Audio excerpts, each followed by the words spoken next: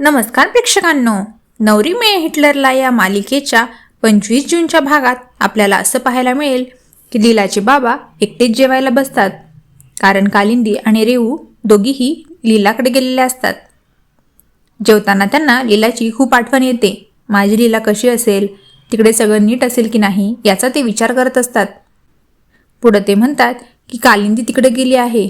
हे देवा, माझ्या लीलाला त्रास होईल असं कालिंदीने काही करू नये म्हणजे झालं. इकडे आता एजेच्या घरी एजे आणि लीलाचा अंगठी शोधण्याचा खेळ चालू असतो.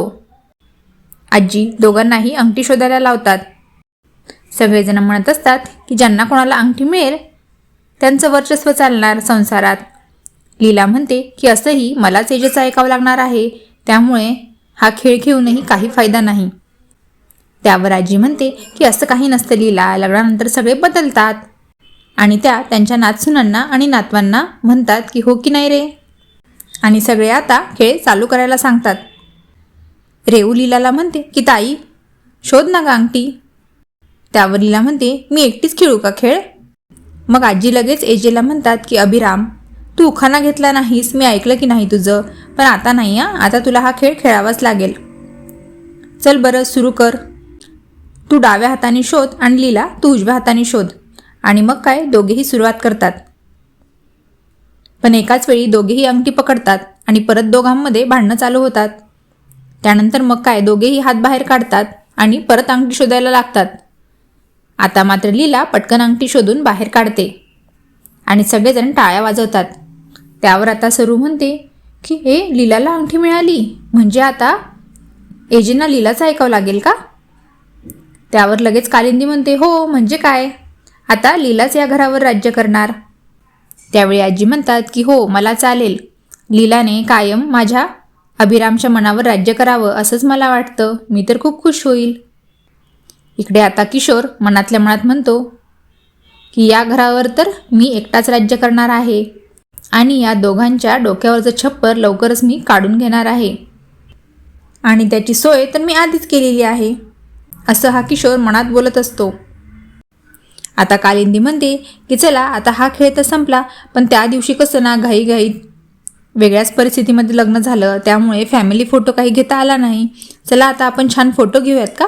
आजीला सुद्धा ही आयडिया छान वाटते आणि मग काय लगेच त्यांचा एक फॅमिली फोटो क्लिक करतात.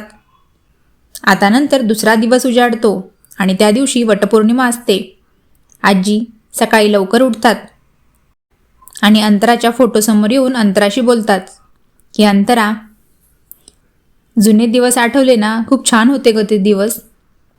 तू आणि अभिराम दोघेही एकमेकांसाठी वटपौर्णिमेच्या दिवशी कडक उपवास करत होता आणि अभिरामने खाऊ घातल्याशिवाय तू काही उपवास पण सोडत नव्हतीस.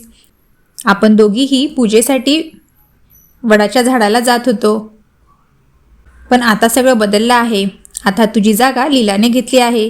अभिरामचं लीलासोबत लग्न झालं आहे आणि तिची ही पहिलीच वटपौर्णिमा आहे आणि तिची आजची वटपौर्णिमा छान पार पडू दे एवढंच मला वाटतं. त्यानंतर लीला आजीसोबत झोपलेली असते आणि तिला अचानक जाग येते. बघते तर काय आजी बाजूला नाही आहेत. ती म्हणते आजी इतक्या लवकर उठून गेल्या आणि रात्री तिने काहीही जेवलेलं नसतं, त्यामुळे तिला भूकसुद्धा लागलेली असते. ती आता उठते आणि तयार होते.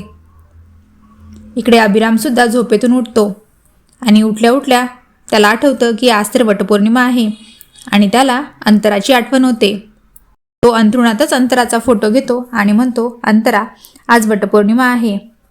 तू माझ्यासाठी निर्जळी उपवास करत होती आणि मी सुद्धा तुझ्याबरोबर उपवास करत होतो, पण आता या मुलीसाठी काही मी उपवास करणार नाही. आता तिघीही सुना किचनमध्ये नाश्त्याची तयारी करत असतात आणि म्हणत असतात की आज ही लीला वटपौर्णिमा करणार का एजंटसाठी. हिने तर फसवून लग्न केलं आहे आणि वटपौर्णिमा करून काय उपयोग होणार आहे, असंही ही एजंटच्या मनात कधीच जागात निर्माण करू शकणार नाही. तेवढ्या तिथे किचनमध्ये लीला येते आणि येऊन ती डायनिंग टेबलवर बसते, कारण तिला खूप भूक लागलेली असते. आता या तिघीही विचार करतात की आपण एक काम करूया, हिला लवकर खायला देऊयात, म्हणजे हिचा उपवास सुटेल आणि ही आजीच्या मनातून उतरेल. मग त्या घाईघाईने सगळा नाश्ता घेतात आणि डायनिंग टेबलवर आणून ठेवतात आणि लीलाला खायला सांगतात. लीलाला वाटतं की या तिघीही माझ्याशी इतकं छान का वागत आहेत, मला या खायला का देत आहेत. पण जाऊ द्या, मला खूप भूक लागली आहे, आता मी खातेच. ती तोंडात घास घालणार तेवढ्यात तिथे आजी येतात आणि आजी म्हणतात, लीला काय करतेस तू, खाऊ नकोस. त्यावर लगेच लीला उठते आणि म्हणते, काय झालं आजी. आजी आता तिघी सुनांकडे येतात आणि म्हणतात की हे काय करत होतात तुम्ही तुमच्या सासूला सांगायला पाहिजे ना की आपल्या घराची काय रीत आहे ते. काल सत्यनारायणाच्या दिवशी तुम्ही तिला सांगितलं की निर्जळी उपवास करायचा आणि जेव्हा करायचा नसतो तेव्हा करायला लावला, आणि आज तुम्ही तिला खाऊ घालताय. आज तुम्ही तिला सांगायला पाहिजे ना की आज वटपौर्णिमेचा निर्जळी उपवास करायचा असतो पूजा करेपर्यंत, आणि पूजा झाल्यावरच खायचं असतं. त्यावर आता लक्ष्मी आणि सरू म्हणतात की नाही आजी, आम्ही तिचा उपवास मोडत नव्हतो. तीच डायनिंग टेबलवर येऊन बसली आणि तिलाच खूप भूक लागली होती. आम्ही तर आता सगळे नाश्त्यासाठी येतील ना, म्हणून आम्ही इथं सगळं आणून ठेवलेलं आहे. आजी आता त्या तिघींना चांगलंच ओरडतात आणि म्हणतात, पण तरीसुद्धा तुम्ही लीलाला सांगायला पाहिजे होतं, कारण ती या घरात नवीन आहे. तिला या घराच्या चालीरीती माहिती नाही, पण तुम्हाला सगळं माहीत आहे ना. तुम्ही तुमच्या सासूला मदत करायला पाहिजे. तिला मदत करण्याऐवजी तुम्ही तिच्यासाठी अडचणी निर्माण करत आहात. आता आजी लीलाला विचारतात की लीला, तुला निर्जळी उपवास करायला जमेल ना. त्यावर लीला हो म्हणते, पण ती विचार करते, मला तर खूप भूक लागली आहे, मी करेल उपवास, पण माझ्या पोटातील कावळे काय, त्यांना पण उपवासच घडणार आहे आज. आणि हा भाग इथेच संपतो. तर आता लीला निर्जळी उपवास करू शकेल का, हे सगळं तर आपल्याला पुढील भागातच बघायला मिळेल. असेच पुढील अपडेट जाणून घेण्यासाठी चॅनलला नक्की सबस्क्राईब करा. धन्यवाद.